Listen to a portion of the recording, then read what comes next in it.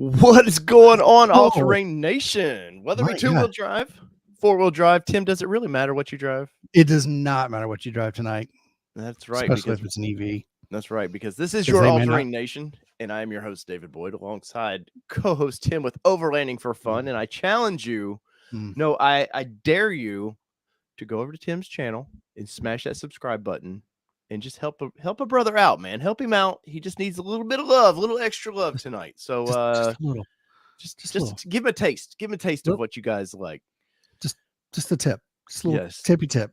that's All right. Timmy And needs. cheers, everybody. Tonight there is some good Jack Daniels in my glass, and we are talking EVs. And we do it from time to time. And my approach with EVs is I'm very ignorant about EVs. I don't hide from the fact that as a journalist, I probably need to know more about EVs, but I digress. That it is what it is, Tim. But first off, we always have to say hello. And Tim, first off, how are you doing, buddy? I haven't talked to you in a minute. Man, I have been doing good. I like the background change tonight. Yeah. New colors. Yeah. Feels a little bit more festive, almost summer-like, I think. Well, I feel like, for us, it was, we're in the 80-degree weather now, man. So it's like We nice. are. And it looks like in Indiana, it's a little Mhm. tropical, buddy. It is a little tropical. Yeah, I mean, this is my backyard, Yeah. and yeah. I want to come hang out in your backyard, man. There's plenty of room to pull up a chair. What about boats? Can I bring my boat? Absolutely. Okay. You can drive it right up here from Tennessee. We do have navigable waterways that the Coast Guard will fine you for if you do not have your life jackets on. Okay. Yeah, but you can do it all the way from Middle Tennessee up to Middle Indiana. Well, there we go. So guys, my name is David Boyd. I've been covering automobiles since 10 years now, something like that. If you're new to the channel, I was exclusively with Nissan for a while because I have them in my backyard and I just love that silly brand. But I've moved on now to covering everything. And if you've seen the channel, like Tim, this past week, I went to a mud bog. Dude, that is I saw that. I've lived some redneck things here in Tennessee. I've seen where some real moonshine comes from. I've partaken in that real moonshine. Like I've done some silly redneck things, man, but I've never went to a mud bog. And well, I dropped a video on me and Kelly going to a mud bog, and it lived up to expectations. I envy you for that. We do not have that here. You don't have mud? We don't have mud bog racing like that. And if we Oh, do, okay. I'm not sure where it's at, but I will make it a goal to find it here in Indiana. If not, the summer is just beginning, and we'll find our way down there to Tennessee to go again. Yeah, Or, to go with you, so you can go again. Well, the funny thing about the mud bog lifestyle is once you go once, I had many responses privately. Hey, come cover our mud bog. And I'm just like, and Kelly's like, yeah, well, you should do that. It might be fun. I was like, whoa, let's time out here, Kelly. I enjoy that from time to time, but at no means am I a regular. Now were their cars racing each other, or were they just racing a clock? So they're racing a clock on that. And this is interesting to be talking about this, like they were using race fuel. Like these guys take this seriously, and to be talking about tonight's topic, which we'll get into in just a minute, of EVs, because I can't wait for the EV mud bogs. I really can't, man. They put the big super swampers on there and go to town. But Tim, how's your Bronco? Everything good with it? Doing good. I tell you what, it's such a nice day. I'm gonna call this, at least for the summer, Topless Tuesday. Top was off. Pictures are up on the interwebs if anybody wants to go see it. Yeah. Topless Tuesday. Hashtag Hey, watch Tuesday. out. I may copyright that picture. you go right ahead. You got to watch that. See, when Kelly's not here, I can poke the bear a little more, I got a good pour of Jack Daniels tonight. So anyways, I want to talk about one thing before we get into the main topic tonight. From time to time, I like to get on Amazon and buy silly things, and sometimes they work out, sometimes they don't. This is a car related item, but I'm gonna hold this box up, as you can see, and we're gonna play. I'm gonna give you 3 guesses at what this box is, and if you get it right, I will send one lucky person in our chat tonight a shirt. So there's not much pressure, but I will say this is car related. and Okay. or truck related, as it were. It's vehicle related, and I can't really show you too much more. But as you can see, it's not a triangle box, but it's a nice rectangle sized box. I will say it's about, let's see, there's one of my hands wide. So there's about, it's a square wide. So, all right. So guys, in the comment, what do you guys think is in this box, by the way? Help Tim out. I would like to give away a shirt. So what do we think's in this?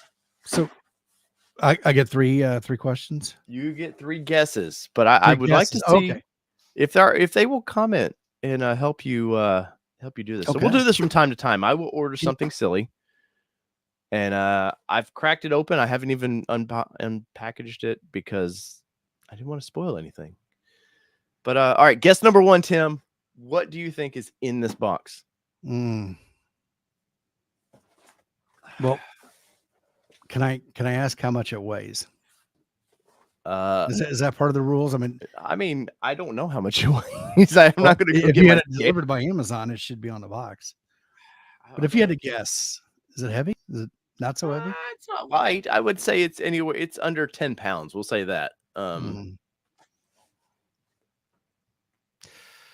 God, is it a blow up Bronco by chance? Wait. John Burnett says cup holders. He thinks it might be cup holders. That's some big cup holders. Well, small things come in big packages sometimes. So that's true. And big things come in small packages. And then we're not going where the rest of that goes. So I don't know. What was your guess? No, I was gonna say a blow up Bronco, but a blow up Bronco. Yeah. Ladies and gentlemen, is Tim right about a blow up Bronco? Because I don't think so, Tim. There's no blow up Broncos in this. It's a pretty solid box. You can hear it. Wait, turn the mic towards it. I could play drums on this if I wanted to, but or we could use it as a percussion item, I guess. We could. What's that seat that they set on, the wooden box that they set on and play percussion with? A cajon? Oh, I don't know. I forget what they call those things. You know what I'm talking about, right? Though. I think it's called a cajon, maybe. I got some cajones. That's a different show. All right. Mobile Moto says a marital aid. Well, I guess that maybe if that's your thing, that could go into your vehicle. But no, I would say it's not a marital aid. All right, Tim, guess number 2. Oh God, I didn't know in the box. I like this. I know I didn't prep you for this. I know it's it's automotive related. And it came from Amazon. It came from Amazon. I would say it's about 1.5 feet tall. Looks a little light to be a winch.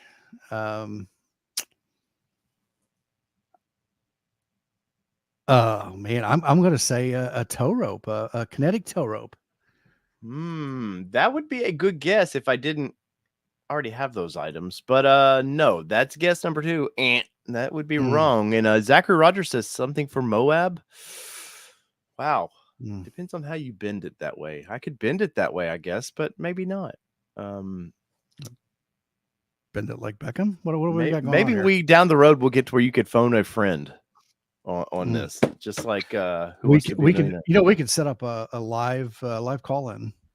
Yes, we could and do that. Yeah. Let's see. Last guess, Tim. I don't see anybody else trying to help you out in the comments section, so this is the last one. Pressure is on. Somebody gets a t-shirt if you win. Oh God. Man, I don't know. Let's go to another topic and I'll come back to it here. I have to think. I can't. I can't, man. I mean, we've got to end this topic so we can get into our main topic tonight. Alrighty. Well, I would say a set of Bronco bud flaps then. No, it had nothing to do. Well, it could be used with the Bronco. So, yeah. Does it plug into a lighter socket and vibrate? No. Johnny's Car Care and Review, who we were trying to coax to be on the show tonight, is offering up suggestions. But there's multiple. I will say there's a couple things in it, but they all go hand in hand. So first off, we've got the these are pads for polishing car paint. Got 2 of those right there. But the big thing, which I didn't suspect you were going to get, If I can get it open, if I can get it out of the box. Yeah. I don't... Oh, wait. Here's the creme de la creme. We've got Chemical Brothers polish. So you were not even going down the polishing road, were you? You know what's funny? Did you get my delivery? Because I think I ordered that same kit that was supposed to be here today, and somebody from Amazon apparently couldn't find my house. Wow. Well, you are a secretive guy. Well, so you think you know what's in this box now? Do you think you know what's in this? Did you get the Chemical Brothers wash kit with the foam cannon? I did not. But we got the Torex polisher. So, but gotcha. It was under $200, and I've been needing this. We're about to put the Bronco, the Jeep up for sale, and I thought I better fix some trail rashes that I did put on it because I am a badass off-roader. Because that's what the person in a comment said, that I lied, that I'm not a badass off-roader. So do you send it in the Jeep? Because I know you haven't had an opportunity to do that in the Bronco yet. I did travel and stuff like that. Well, so I took the Jeep out. Yes, last fall I did take the Jeep out from my Nissan event that I put on, which was weird that I took a Jeep, but we sold off our Nissans, so I needed something. And I did take the Gladiator out, and it was fun, but it was a little disappointing. So we'll leave it at that. And I've got a review. Those street wheels you got on there? No, they're not street. They're mud terrain. They're small, but they're mud terrain. Like all right, man. All right, Tim. Came on my grandma's Buick. Tim, I had sent you some links. I don't know if you saw those, but we're gonna get into some things of what is concerning for EV trucks right now to me, and they may not be things that our audience is like thinking about. Like, oh, they're probably thinking, oh, tow capacity, towing with the EV. You know, what does it do? No, tonight I want to actually talk about the problems of actually building the damn things, because I haven't seen a manufacturer yet crack this code at all. Ford claims they're building them, though they're not shipping them. What they have built, Rivian, man, Ford's selling, because Ford posted a quarterly loss. I think $3 billion quarterly loss this past week or two ago, and that's scared investors, and it's also forced. Ford has a big share in Rivian, so it's caused Ford to have to maybe sell down a little bit of that stock to cover those losses. And well, the brand I love the most, Canoe, they can't seem to keep management.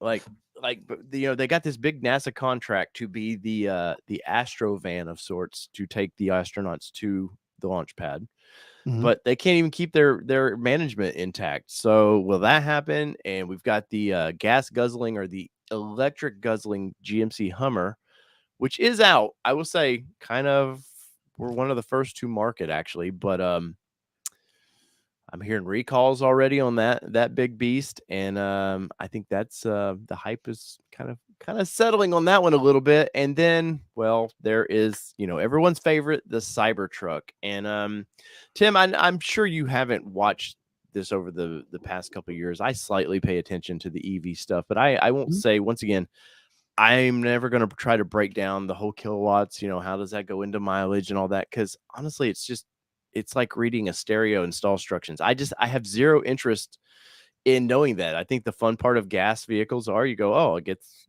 25 miles per gallon. Cool. I know what 25 miles per gallon does. I mean, are they going to have to change our road signs now to kilowatts, so we can like do the math of like, oh, well, okay, that if I stay there, I know I can get 100 miles.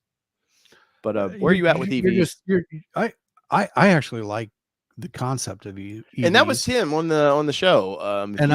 But honestly, there's a lot of things, and I would say that I'm more of the fan of taking some of the older vehicles and doing EV conversions in those, not necessarily a new EV, because I like it. I think I'd like it more as a hobby than necessarily my primary mode of transportation. One of the things I don't know, and I agree with you. There's a lot of stuff. At the end of the day, though, you push the pedal down, it goes forward. You go at a certain speed. Hopefully, it's going to get you there or not. So we'll see how it turns out. Right. the problem, of course, there's been this big push to get EVs on the road, and I think sometimes you do need, care what side of the aisle on, sometimes you need the government to like push to get business to do some things like this, because it has not been in General Motors, Ford, or Dodge, Ram, whoever you want to call them now. It's not been in their best interest to want to shake and rock the boat, to spend billions and billions of dollars on new technology. So I will say that, 2 administrations ago, they kind of started pushing this, and they started offering the credits, which I think initially that was a good idea, to like, okay, well, I'll take a chance on this. If the government's willing to give me $7,500, and I think a lot of states were offering $3,500 on top of that, it was cool. It's like, oh, well, that makes sense. Like the little Leaf, or the early the S model Tesla, that Tesla seemed to Nissan and Tesla had this market, and then Nissan does what they do best and just never upgrade and let it go for 10 years. And Tesla's had this market to themselves, and then all these trucks, oh, we got to do trucks. And Rivian started like coming out of this whole thing of like, oh yeah, well, Rivian's going to be a company. And then I think that caused Tesla to want to jump in and be like, oh shit, we better cover our truck market now. We better come up with that. And I think the winners out of all this so far have been Ford, because this shows, if Ford and them have been very late to the game. I mean, very late. If you look at like GMC was 2020, fall of 2020, they started taking orders on the Hummer, which I'm pretty dead set they didn't even have close to. That prototype was about as close as they had, and they didn't have any working models, because all the stuff they were showing people were all digitally rendered vehicles moving down highways and stuff. Yep. And so, but I think it shows the power of Ford that they were able to quickly jump into this, and there are manufacturing trucks now, even though people haven't taken delivery of those Lightnings just yet. But I think the big three are so far, I've shown, okay, we can be behind a little bit, and we can use our money and jump in. So I think to Ford, they took the number one selling truck for the last 45 years. Yeah. And swapped out the power plant, wrapped some software around it, and boom, they've got a vehicle. I'm surprised that GM didn't do something similar with their, was it the Silverado, is their which I have a reservation for. And instead of trying to come out with the Hummer, I think they used the Hummer and brought that nameplate back for the hype. Of course. To me, it doesn't look anything like what I think of as of a Hummer. And I think, and I don't know if Stellantis, Jeep, American Motors, AMC, Willys, whoever it is this week, if they're going to do the same thing with the Ram truck, if they were smart, they would. Well, they teased a couple weeks ago. They did tease this image with the LEDs and stuff, and I think that's about as far as they've got, honestly. Mm-hmm. But I think you've got two diverse crowds. You've got people who really, I mean, we hear it, we see it in the Bronco. They want the zoomies, they want the rumblies, and these the smaller motors. I read something today, and I can't remember what the guy called them, but basically the smaller motors, turboed up and everything. That's not necessarily what they're wanting. And so I don't know. I think that the manufacturers are trying to maybe pulling out of the game just a little too early on the internal combustion engines. I think the government needs to get their noses out of it. And I think those tax credits were a disservice to us, because now we're in a position, what we'll be talking about later tonight, because of the government and some of the stuff. Yeah, no, I think initially when the Obama administration started offering some of those credits, I think, for the first couple of years to just kind of get that market, like, let's spark the interest in that. Yeah, totally. But we're 10 years later. I kind of agree with you. We need to stop subsidizing some of this, because all that does is make these manufacturers add about $7,500 more to the price of the vehicle. That's all that does. And the thing is, in the way I look at it, and me, the taxpayer, if you believe in the EV technology, pay for it. Don't expect me to buy it for you. you pay for it. And that's kind of the way I look at it. Last week I saw that article. Toyota is down to their like the last 20,000. I think each manufacturer got 200,000 units of tax credits that they could burn through, and Toyota's about 20,000 away, and that isn't going to take them very long to chew that up. And they don't really make a full EV vehicle. Yeah, well, I guess it counts for hybrids too, right? Well, if it's a plug, so the weird thing with some of this is these car companies got a little greedy, is because they started doing these plug-in hybrids. Well, some of that was cool. We can get that tax credit. If it's a plug-in, you get the tax credit. So, Toyota is one of the global leaders of automobiles. So it makes sense that they wanted in on that a little bit. But like you're saying now, they're running low. And I guess there's all kinds of legislation going around and lobbying and all this other stuff. Like right now, I think the administration, from what I understand, is wanting to only give the tax credits to union shops. Go figure there. Well, according to our current president, the first in manufacturing for EVs was General Motors with the Hummer. Mm-hmm. Like I think might have been bought and paid for by that. And I don't care. I don't want to get into really politics, but it does. Each administration on both sides, they get a little money thrown their way to be petted a little bit, and it definitely happens. But that's a rabbit hole for another show, Tim. Tonight I wanted to talk about some production issues, and let me find my first article, because this is from the big boy. The big guy in the room has is this SUV plus?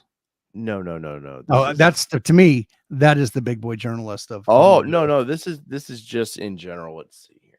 Oh, you said the big boy. No, I'm talking about the big manufacturer. So the Ford Lightning.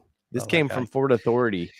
And this popped up yesterday, and it kind of sparked my interest in this conversation. And we'll kind of hit the highlights of it. But let's see. Supply chain constraints, including semiconductor chip shortages, continue to plague the automotive production. Numerous blue oval vehicles have been spotted by Ford Authority spies sitting at various sites waiting for those precious parts. This includes the Ford Bronco, which, if you watched the Monday show, you definitely are. If you got one on order, you definitely are, know about the issues with Bronco. But let's see, F-150 is still having issues, and they have those stored at the Detroit Metro Airport because they can't ship those things out. And let's see, and Ford's Dearborn Development Center test track, there, and where was it? I lost my train of thought there. Oh, and Ford, they're sending them to the airport and their test track. But as you can see in the picture here, these are Lightnings, Tim, and there's Lightnings after Lightnings after Lightnings everywhere. It's because they just ramped up production of this vehicle, and they can't install all the parts because they don't have them. Now, this has to be slightly embarrassing, right? That our major launch, we have all these orders for the F-150, and they do have a ton of orders for the F-150 Lightning. There's no doubt about it. Yep. And we've got our friends over at Coderman. He's got one of these. His build date is in June or July. And if they can't even get the original builds out, how are they going to get to June and July? Kind of felt that way with the Bronco. And I don't know. I think a lot of this, we've talked about it in the past. You've mentioned it on your other show. A lot of this stuff is put into motion a year ago, 2 years ago. Yeah. So some of it may not just be easy for them to pivot as much. But I don't know. But on the flip side of it, from a PR standpoint, it surely doesn't look good when you've got a lot full of trucks that you can't move.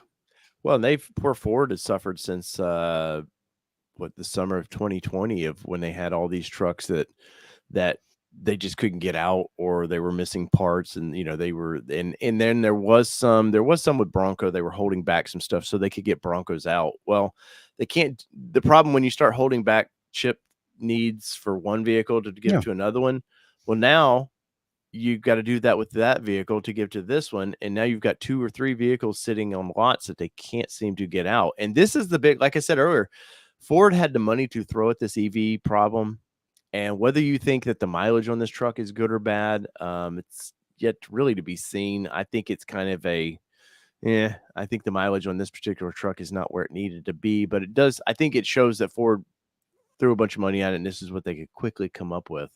But seeing these things on the lot like this is, I will say, is kind of scary. Now, Ford is scheduled to start I think they've broke ground on it. It's the Blue City that's going to be here in Tennessee, where they're going to do a lot of battery technology and build a lot of batteries for this kind of stuff. There's another thing that needs more microchips. The batteries themselves need microchips in this stuff. And I don't know, for me, I wanted to point this out as the first truck because they were so close. They were so close to getting these things out to market. And now it just looks like, well, they might be waiting a while, because here it says production of the 22 F-150 Lightning just begun at their Rogue Electric Vehicle Center late last month. So late last month, which means they're probably just into the first 3 weeks of building these things.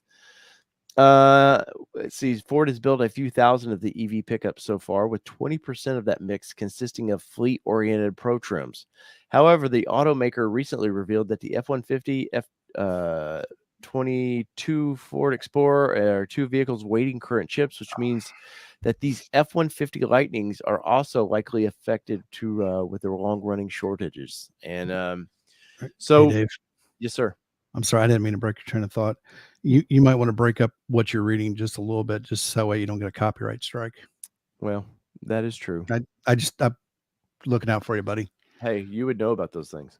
Yeah, that happens. It does happen. But Ford Authority, you can go over there and check all that out. But I will say that if Ford can't get those trucks out, where does that leave us with another brand? And I will pull that brand up because it is where are we at?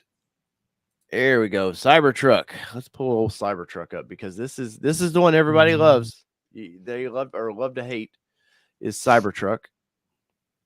Let's add that. All right, so shows Tesla Cybertruck finally being put to good use. Well, they're building this is part of the plant there. Hold on a second. Tim, entertain our guest. All right, so let me know in the comments what you guys think. I personally think the Cybertruck looks like a drunken Cub Scout got a Pinewood Derby kit and made a car. What do you guys think?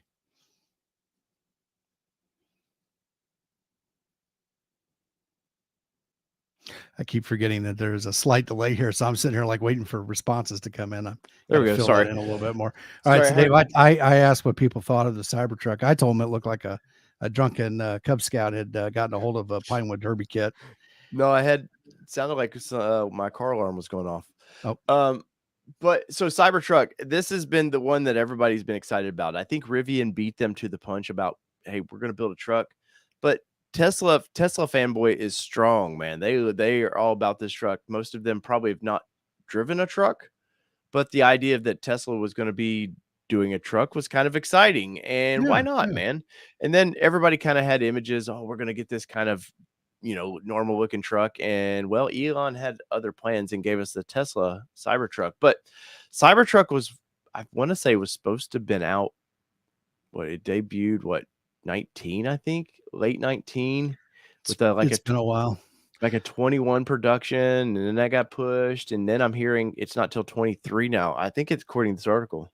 I think that's actually going to be the Mars rover is what that's going to be, the manned rover. Yep. So the article says here, if Tesla Cybertruck doesn't face any more delays, deliveries could actually begin in 23. Well, that's not what was supposed to be. And the concerning part with that is, when this truck came out, there was a lot of they were trying to be super obviously innovative with the way it looks. Well, it needs bumpers. Well, it needs mirrors. It needs all these things that Tesla didn't want to do. They wanted to do their own thing. And it didn't happen. And of course, they just wrapped up the plant down in Texas, where I believe they're going to build this thing. So maybe they make the 23 deadline. Tesla, it's funny. Most companies get in trouble when they don't meet deadlines. Tesla, the crowd loves when they don't meet deadlines. It's part of the mystique. The Macus. I can't even say. Yeah, they're Apple fanboys too. So Well, no, some but of that carries over. maybe those people like the pain that this brings. Maybe that's their thing. Is that Masochist, yeah, sadomasochist pain? masochist, yeah, that's it. I don't know. Um, I'm not a but biologist.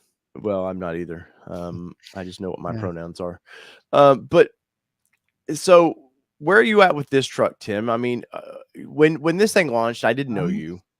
No. Did this kind of like you were like, oh, well, that's kind of cool. It's always kind of been a joke. I mean, it literally is, but it's a punchline to a joke. From that standpoint of the vehicle itself. Maybe I'm wrong. You had mentioned, yeah, they didn't want mirrors, they didn't want bumpers because they expect it to drive itself. Mm-hmm. So you don't need mirrors and you don't need bumpers because it won't ever get into an accident.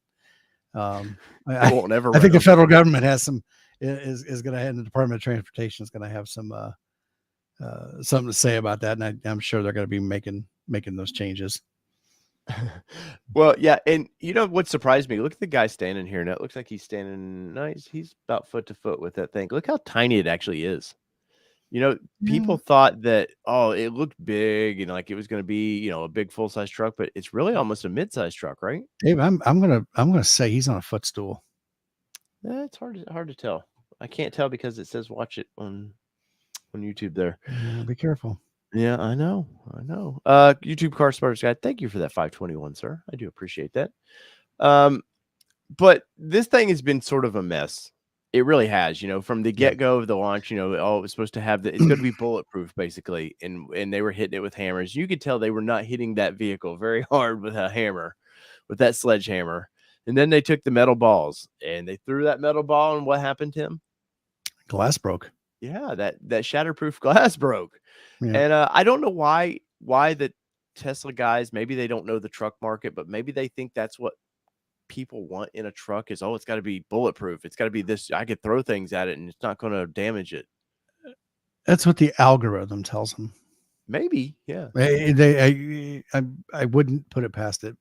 I think a lot of it's buzzwords that they think people are gonna. Do you think that they're basically a tech company that just sort of builds? They are a tech company. They sort of build wheelie things. Well, almost every traditional manufacturer, Ford has become a data gathering company. It's a data gathering company on a vehicle that you drive. All the manufacturers have. It's all that data that you're driving around in your new vehicle that's being pushed up to the manufacturer, and they're collecting and they're using the data. The only decision you get in that is whether or not you want your personal data married to that or not. Yeah. You know, otherwise it's still a vehicle. Yeah. And they get all that information. John Burnett says that the Tesla plant in Austin, Texas is huge. Yes. From what I've seen from it, just in pictures and stuff, it does look really, really big. Honest. Holy cow. Honest, dude. You're going nuts on me, man.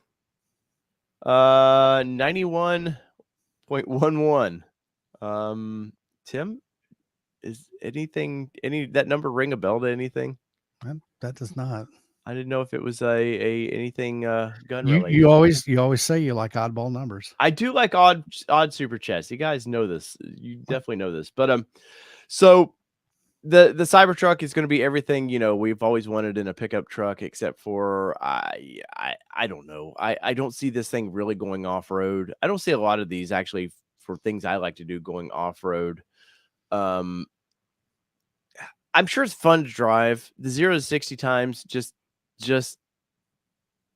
don't mean anything to me anymore. Like the fun of 0 to 60 times with sports cars have just, when the Model S came out and just started obliterating all that stuff, it doesn't float my boat anymore. And so the idea that this truck is that 3 seconds or something like that, I think what they're saying 0 to 60 is on it. Yeah. Well, I think 0 to 60 in an ICE vehicle versus 0 to 60 in an electric are two different things.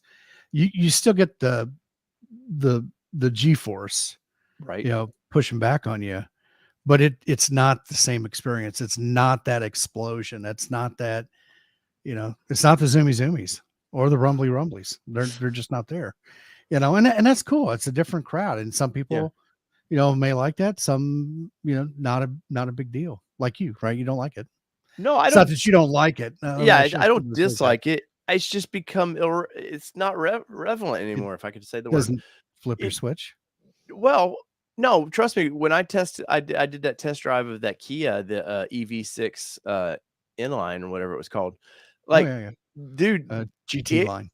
that's a 4-second car, but the EV, the instant like power and torque that you feel from that at a 4-second car is pretty cool. I'm not dumb to that, but the Yeah. problem that I'm having is with some of these, and especially in the trucks, I think they need to. I think you're stuck with this 0 to 60 time that Tesla likes to boast, and then Ford's gotta go out and try to outdo that or live up to that, and the problem I have is that 0 to 60 time just kills these batteries, just destroys these batteries, so you are half charged, you do a couple pulls on it, and you've got no charge left, so you can't go from the track home because you gotta stop at, some place with a charger. And so it's just made it boring to me. And the idea with trucks, I want trucks to do truck things, man. Yeah, back in the day when Chevy had the it wasn't even I guess it was a Silverado, I'm not sure, but the 454 that you used to get, man, that big block engine that I don't think even made 300 horsepower. I want to say it was like 250. Like, but it was cool, man. And that was cool for a truck, but it was a rarity. Now all the trucks we're about to see are all 3-second trucks. I see that more as a crossover vehicle, not as a truck. But I think a good analogy that I've seen. Kelly, I'm sorry you're not here to use it. So I think one good analogy that I've seen, and it comes from the gun world, and it was from a guy who had was new to firing or shooting firearms, as an adult, and it was basically the pure raw power that he harnessed in his hand. Mhm. That explosion, that everything was a thrill for him, and I think that is what is missing with the electric vehicle, that raw explosion. If you go back and listen to the video of Dwayne's Mustang, Mhm. and you just hear that, you can hear the power of that motor even in the video, just that sound, that feel. That's what you lose with an EV. It's Yeah. just not there, and that is an emotional response that so many people have grown up with. Now, Is will it our kids or maybe our grandkids, they're not going to know that. Mm. Gasoline motors will be gone by then. Well, I think the vintage cars will be there. There will be an Well, opportunity to yeah. drive those, but yeah, it won't be like today. Do you think it's just the ultimate mechanicalness of ICE cars that just excite people that literally, I mean, even anymore, all the throttle control is all digital really anymore. It's not, it used to be you pushed a lever that pushed a that pushed Mhm, the mechanic to get the carburetor to like it was just something about that. I think human nature really likes mechanical weird things. It's why fidget spinners are so popular and all that stuff. It's because people just like to click and yeah. But it's a weird thing that people like to mhm. know they're making it do that, and with EV, I lose a little bit of track with that. But back to the main topic. So Tesla is having some issues getting the truck out, obviously, and I Yep. think people knew it in 19 when that vehicle came out that nobody expected the timeline at all. Um, People like to blame Elon, and he's got his focuses all over the place now. He's adding Twitter to that, which I'm a big fan of that. But no, I mean, you got to realize with like Elon, he just pushes people to do better. He's not the guy out. He's not. He gets a lot of weird credit, like he's a scientist or he's some real mathematician, and he's really not all that. He was an investor into these companies, and yeah, he knows how to get the best out of people. I think really, but but he has this reputation of throwing it out there, and if it sticks to the wall, we'll do it. If it just falls down, look at the Roadster. Still haven't seen the Roadster, and that Roadster was 2016, I think, somewhere in there the next generation Roadster was coming out. But let's pull up. So the next company I want to just kind of hint on is the one that this is the little one that could for me. I'm a big fan of this company. and it is Canoe. I've done a couple videos on the little Canoe trucks, and I like their vehicles a lot. I like that it's weird. For me, I need an EV vehicle to be weird. I like the weird lights to this thing. I just think they're fun. I like the squareness of it.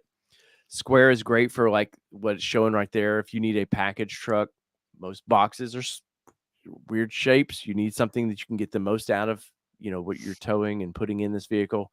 So this was a company that I've been watching for well over 3 years now.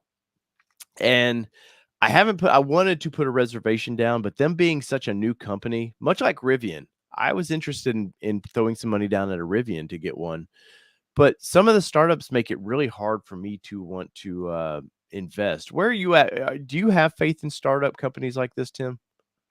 Well, I've worked for a few, and I can tell you what seems to be. I can look at this right now and see what the problem is that they're not producing anything, and they draw executives in. They have money. Mm-hmm. The company has money. They've raised money. Nothing's being generated. It's basically vaporware. Yeah. And these guys are jumping ship before things go south, so it isn't tied to their name. Right. I mean, that's very common in the technology realm. And once again, it's a technology company that just happens to make a moving vehicle. Well, all automotive anymore. I think that, like we were just talking about the mechanical, I think now it's just all digital vaporware kind of thing. Like you're buying the technology. The wheels don't matter anymore. 0 to 60, obviously, it's not going to matter in my opinion. But let's see. So the electric vehicle startup Canoe Inc. has lost several key executives in the recent weeks, deepening the talent drain as it faces an investigation by security regulators. Let's see. I'm trying to see. I wanted to see. I can't remember what the actual supposed fraud they had done. Oh, here it is. The company has been under investigation by the U.S. Securities and Exchange Commission over its 2020 merger with a blank check firm. Which generally those are you got some weird investing like that. It is a little shady. Let's see. Canoe said its regulatory filings. Oh wait. The company also faced pushback following its strategic shift last year away from contact engineering services. Now I know this company also has had an issue with. They were going to build these overseas, and they have a plant in Kansas they were going to do. And I think initially the little vans were going to be built overseas and shipped over so they're going to make a pickup truck here in the States. And I think the practical side of like shipping that stuff may have been, you didn't want to do a DeLorean where you're just looking for the best tax breaks to build something. And then it's still too expensive to get back to the States. So they've pulled back and now they're going to build these supposedly in Kansas. They do have a small plant. I want to say it was an old Isuzu or somebody plant from years ago, somewhere in Kansas area that they had bought and was going to use. I find this company very interesting. I think one of their major flaws though is battery tech, which I think for a lot of these startups is the biggest money suck to any of this is that battery tech is expensive. If you don't have a good partner, Panasonic and some of these companies seem to have that tech down. So a lot of these companies are wanting to I want to say it's maybe GM that's partnered with Panasonic to kind of get their tech up and to where it should be. But I think the mileage on this thing was 250 when they at launch I think it's in the 18s when they brought this out or the idea out. And I don't see 250 anymore being, I know Ford with their Lightning is 250 somewhere in there. I don't see that range working out very well either. I think if you're going to the grocery store and back, running some in-town errands, that's great. But I mean, the practical side of being able to travel any kind of distance is very limited. That's a very expensive proposition to just have a vehicle that you're just going to drive around town. I mean, if that's the case, get a side-by-side and put some plates on it and drive it, or a golf cart. Yeah, definitely. And well, I'm going to pull this. I want to see if anything about their website has changed because I want to see if they've updated it at all. And here's their website. And there, of course, the big thing is they've partnered with NASA. those 3 vehicles that NASA needs is gonna. That's, I guess that gives you probably for investors. That probably is kind of maybe eases investors down a little bit. You're like, oh, they're tied to the federal government now, so. Well, that doesn't mean anything. Well, but I would say though that it probably, if you're out there on an island by yourself with, with your IPO and all that, just you're burning through cash, at least if you got the government, you're attached to them a little bit. Maybe that, in my mind, maybe that calms them down a little bit. That's a 3 vehicle commitment. That's no, I know that. That doesn't drive. I mean, to me, that would not drive investor confidence in one way, shape, or form, just because it is just a 3 vehicle thing. It's a catchy vehicle. The government wants to push EVs. There you go. It looks like it could be on the surface of Mars too. But I do like the wraparound glass, though. That is. I do. I like this vehicle a lot. And if so, yeah. Right now they're saying 250-mile range, up to 350 horsepower. Which all that horsepower is all just controlled by a computer anymore. You could probably have 1,000 horsepower of this if you truly wanted it, but then you'd have like 10-mile range. The utility of this vehicle, I've done a video on this vehicle. I just like the quirkiness of it. I like the insides of it. I like how they do things, like this wraparound seating. It's just different. They were a EV company that I was like, oh damn, they're going to be different. Now, different's not always great. So can you go back to that? There they go. That wraparound seating that's not really wraparound, is it? Kind of. This is I'm holding this here. Yeah, there's a bench, a little bit of a bench seating, and the initial concept showed complete seating wrapping around like that. But I think I'm wondering if that would even be allowable in today's safety standards. Yeah, I don't know, but as far as like the little van is pretty cool. Let me the premium. Let's see. Let's go to the premium. Just see. I guess it doesn't bring up much. Still looks like the mileage is pretty bad on this company, and this is a company that it's probably going to fail. Even though I like this company a lot, this is awesome to me. I love the weird quirkiness of this little pickup truck. That reminds me of Ford. I think Ford and Dodge had one of those. Volkswagen. Volkswagen had the van that would. Oh no, you're right. Ford had a little panel truck like this. Half van, half pickup truck. Oh, I think you come to think of it, I think VMware VW also had one of those too. Yeah. I want to say Chevrolet had one that the electric companies used to buy, and they put their spool of wire. They could roll it up a ramp, and then they'd put the ramp up, and it'd make the bed. Dude, I grew up in the 70s. I just don't remember much of it. Well, I did too, but so I look at this thing, and when I first saw those pictures, yeah, I think that's a cool looking vehicle. But is VW not coming back out with the bus? They are, and it's going to be an EV also, isn't it? And the horrible mileage. Once again, the mileage is around 250. Well, keep in mind, I think a lot of those people that are buying EVs are virtue signaling. I'll say it. They're virtue signaling. Maybe they're. Well, no, you're definitely courting. There's an audience that you're courting. So maybe with EV though, they're trying to. All these manufacturers are trying to court on people that aren't car people. Mm-hmm. They're tech people, and tech people generally aren't too much car people. So maybe they are signaling a little bit that way. Yeah. I mean, because, and I'm going to, this may be a copyrightable moment, but there was a South Park episode where, they were talking about the people that drove Priuses just. Oh yeah. Their nose in the air. Oh, smell their own farts. Yeah. Well, I think there's definitely that. Clip and play it. Yeah, I didn't know. Well, I don't want to screw up the channel.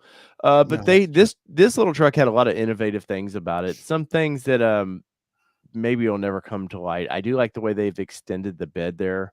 They are wise enough to know, yeah, we have a smaller bed. So if somebody truly wanted to go to Home Depot and get some plywood, we probably need to be able to extend this out. This thing as a work truck vehicle, I think Ford and a lot of these companies have stolen a lot of these people's ideas, because they have had the plugins all through everywhere on this thing where you can plug in your tools and stuff. And they were one of the first ones I've ever seen to do that. Ultimately though, with Canoe, I seriously would reserve one. I want to do the truck. But 200-mile range, as you can see there. all-wheel drive or rear-wheel drive. That's not really I care about. 1,800-pound payload, which is fine. I never with my little mid-sized trucks, I'm not asking them to do a lot. But that 200-mile range, man, and it's they're all doing that skateboard technology, trying to get the batteries as much battery as they can. But I don't know, dude. That I think is probably a death sentence now for this vehicle. So I think the real test is to work the numbers and actually see what that's going to cost. What's the break even on it? Yeah. I mean, if you're buying it to save about, maybe it isn't. Maybe there isn't a cost savings there. Maybe it's altruistic and it's I want to save the environment. Yeah. By buying an electric vehicle that needs fossil fuels to generate the electricity. I'm gone in 60 seconds. Says I didn't order my Lightning to tow. It's going to be my daily driver. Second, I want to drive fast. As fuck. I'm going to say it. It's fine to say that. It's just a word. It's just that might be copyright. Yeah, that might be a trademark. Could be trademarked. I don't know. Could be. And if you ever have any questions about trademarks and copyrights, go over to Overland for Fun's channel and view some of his fun content. I'm going to hold a class. I am going to hold a class on it.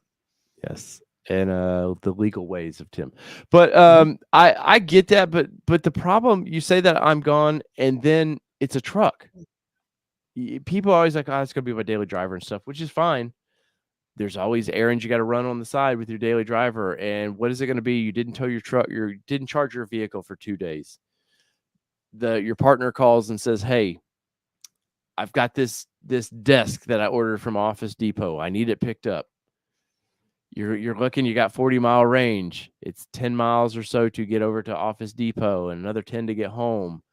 Then what is the weight of that item due to the capabilities of that? Now, do we all think, and I'm curious, I'm asking this question to everybody in chat here, all 30 of you.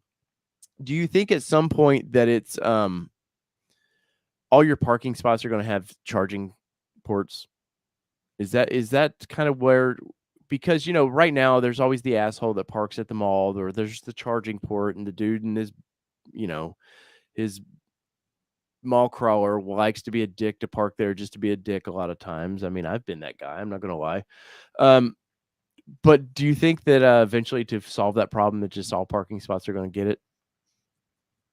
I don't know. There's got to be a better way of charging than having some pedestal out there. Inductive charging maybe in the parking spot. Yeah. That's what I'm thinking, much like we do with our cell phones and just putting it on there. I think that, if the government really wants to support this, instead of giving tax credits, they really need to think about investing in the infrastructure that's going to take to support this long term. MPO says she's got junk in the front, just doesn't sound very hot. That's great. I would agree. Yeah, it doesn't sound as cool. But I can see, like you're saying, yeah, you pull into the spot. There's a post there where you put your card in or whatever. You got to pay to charge or whatever. But I've watched this for about 5 to 10 years where, they're trying to make solar charging through roads. And I want to say somewhere Denmark and somewhere in there, they've been testing this for quite a while. I read something the other day where one of the Koreas is probably South Korea is doing this now in the medians. They're I don't think it's North Korea. No, I'm just trying to be. I didn't want to slander North Korea there. Then I'll get a nuke up my ass here. But I think that maybe you add that to some of the infrastructure, and maybe the charging works out better, and maybe that's part of the roadway is you pay taxes, you pay state and local taxes for roadways, and built into the gas. When you pay for gas, maybe they do some of that, and some of the charge through the tax rate helps pay for some of the charging. So maybe they just do it for free. The government's like, you know what, we'll do that, but there's you're going to pay us back eventually through taxes. I would think if they could create a way to do inductive charging in the interstate as you go over it, that there's a lot of interstates where you could set up solar charging, capture that energy from the thing, and then have it picked up by the vehicles as they go by. Now, how practical that is, I don't know, but Yeah. I mean that'd be an idea or something that I think would be worth looking into if it's practical to be able to do an inductive charging. Yeah. And definitely, man. I mean, we all like solar technology is starting to ramp up to where it's more practical. And, obviously I don't think it's enough to charge your vehicles right now, but it is to run your house at night, probably off a battery that it charges. Maybe it's all there. Another thing, and I'm going to take it back to the 70s. We talked about the 70s earlier. San Francisco has bus routes that sometimes they're running off of electric, off of batteries, Mhm. and then sometimes where they're the overhead cables, and they've got a little hook that goes up and hits the cable, and they run off of that. So taking it back to the 70s, we should make interstates like slot car tracks. That would be Where fun. they've got the slot in there, and they've got the pickups. It just drop down, so you just get in the groove. You hit the button, one of those hero switches on the dashboard next to the nuggie holder. Yeah, and the pivot pin goes down. The pickups go down, and you just run, and the highway transportation department takes over the driving of your vehicle. Well, but the problem with that is that little trigger. And if what I know from slot cars, when I had those little things, you want to go faster on them corners, and then suddenly your vehicle's out in somebody's cornfield. Don't say trigger. Somebody might think it's a gun, but That's no, true. it's the button. It's a push button right next to the nuggie holder. Okay. Hit the button. Little pin drops down out of the little finger throttle. How about that? The finger throttle. No, this is all computer generated now. I mean, computer automated. AI runs it. So yeah, you hit the button next to the nuggie holder, the pin comes down, the pickups come down, or your tires are actually become conductive, and you pick up the power that way, and you just let off, and you go take a nap. Yeah. Change the kids' diaper back. Mobile says the Department of Energy was supposed to fix this like 44 years ago when they were created. Yeah. Well, like most things the government does, they don't do them efficiently. There was some, speaking of that, I saw some video clip going around where it shows this lady getting patted down at the airport. She's going through the security, and I forget, this lady said something to him, and I couldn't hear what she had said, but his response was great. He was like, "Look, man, we're the government. We've never been efficient at anything, but we're trying to do our best." And he was patting her down so she could go through there. And I thought, finally, somebody honest in government's just like, hey, we tried. There you go. But so next up is probably the company that I would be a little scared having this vehicle right now, and that would be Rivian. Now, why would Rivian scare me? Because they're actually producing vehicles. And I've passed a truckload 2 days ago on the highway going down towards Georgia. And the problem is a lot of companies, Amazon's big, they're a big stakeholder in Rivian. Ford has a big chunk of Rivian. And I think for like Ford, I think it was beneficial for them to be able to get the tech. I think at some point they do rob a little bit of the tech from this company, and that's part of the payback is we'll pay you basically for that tech. But now there's really nothing left about this company too many people want. The Amazon, they have a contract with Rivian to produce so many, but the Amazon also has a contract with another company to produce their electric vehicles too. So they're hedging their bets, and to be honest, though, I mean, God, if you see how many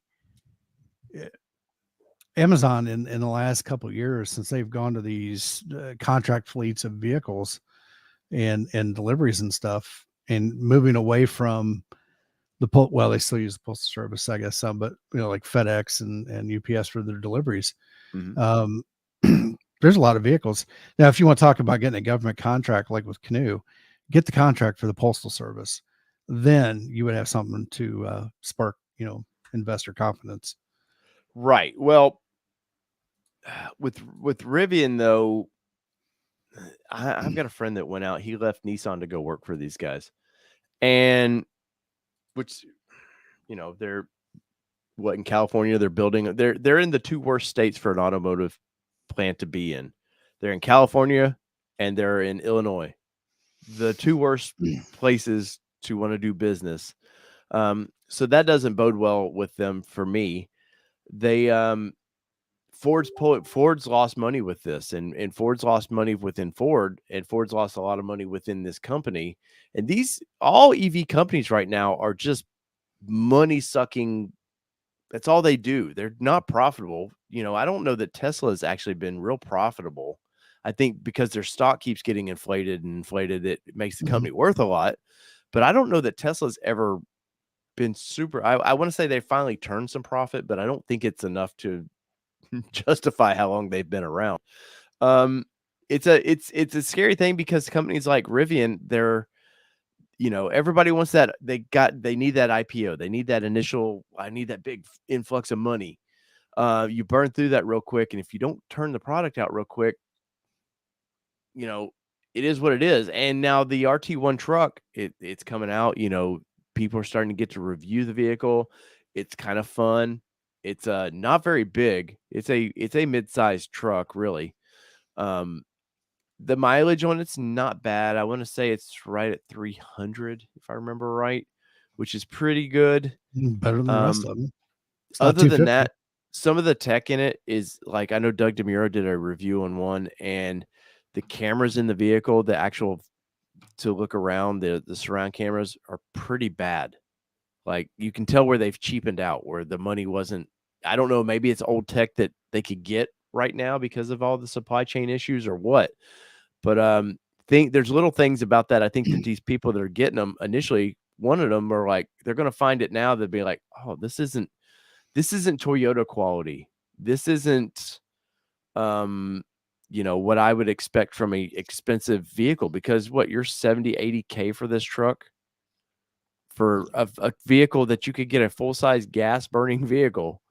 If you needed a practical truck, you can get cheaper, and it's probably the life of the vehicle going to be cheaper to own. I think Rivian, Canoe, a couple of these other companies, they're not car companies. They don't have the years behind them in manufacturing vehicles, and so I think they're suffering from not being one of the big boys. Yeah. By the way, nice hat on your screen there at CNN. Oh, well, it. I do see the diabolical. Yeah. I noticed that earlier when I was pulling all this stuff up. It's amazing how that AdSense works, isn't it? I'm Gone says, I think Rivian will bounce back once the plant in Georgia opens and they can actually get vehicles delivered. But the problem is, you can't open a plant if you can't produce vehicles now, which is part of the problem, is why you see Ford Lightning sitting everywhere, that they have to employ people. They have to make those people work. And at some point, if you can't get the parts to produce the vehicles to ship out, you don't need the labor. So I don't know that they need a plant in Georgia right now. Yeah, no, and I'm going to say this: we have become a victim. Our country as a whole has become a victim of our own greed. Yes, we're having so many problems now with supply chain stuff because it's all made offshore, and we sent it there because we wanted cheaper. We sent it there because the bottom dollar, and it's come back to bite us in the ass, or our chickens have come home to roost, to borrow a line from somebody. I think definitely the pandemic has shown that at some point you better, even if it's a quarter of what you produce, should probably be built where your purchasers are, because I think had some of this, we had chip manufacturing here in the States for this problem. It was invented. No, it was invented. The microchip industry was invented in the United States. Yeah, and it got pushed out. Now they want $58 billion to bring it back, baby their way back into the United States. And that's going to happen. They're going to get paid to come back, and then I guarantee you, in 10 years, once they open those plants, they shut them down again, and it's back overseas, and it's in the next country that's going to do it cheaper. So if it's today, it's China. At some point, it's going to be some other little Asian country that they move it all to, and they just keep moving around and screwing around with it. The reality is they need to find a way to make it cheaper without hiring cheap labor. Yes, and I know labor is generally the largest cost in it, but there's got to be a different way. Well, I think some of that though is it's less labor. Oh, they'll find a way to automate a lot of our stuff, and then it's a weird balance of you need people that can have jobs to afford to buy the stuff, and if you to do it cheaper, yes, you can go. AI is coming. We know AI is, as far as the software is here, but AI, Boston Dynamics, trust me, they're coming with the little robot helper, and once that kicks off, we're going to be a country that just consumes, and that's where China and some of these countries, I think, should probably be scared right now, that once that part opens up, we don't need your cheap labor anymore. But then again, we need to put people to work. So I don't know if that comes down to, what was the guy running for president? Andrew Yang. Yes. And he thought that, the government needs to write you $1,000 check a month. And maybe that's what happens if you let these companies innovate, automate. There's a price to do business, and they have to kick in taxes to basically feed a bunch of people. I don't know. We're going on the deep end of this, but as far as Rivian, so I want to get in this a little bit. So Rivian stock plunged 13% Monday as early investors jumped to the first opportunities to sell their shares, including reportedly Ford. The 180 lockup period, which prevented insiders and early investors from selling their Rivian shares, expired Monday. And wow. So Ford owns 11.4% of that company. JP Morgan Chase plans to sell 13 to 15 million Rivian shares. That's nuts. And that should scare that company that they're ready to get out. I'm not an investor, but how'd you get the island? How'd you get the island then? Come on, bro. We're all in. I do invest. I'm just not talking about it like an investment expert. Check with your investment professionals before you do anything based on what I say. I don't think, if it's a brand new company, institutional investors like that, I think, are common. And then once the opportunity is for them to release those, that stock will get back in there and it'll get bought up by individual investors. Because I don't think that they can, really, I don't think there's enough individual investors out there to support that kind of an IPO on a new company. No, without the institutional investors and JP Morgan Chase or, even Ford. And I think Ford wanted something out of it.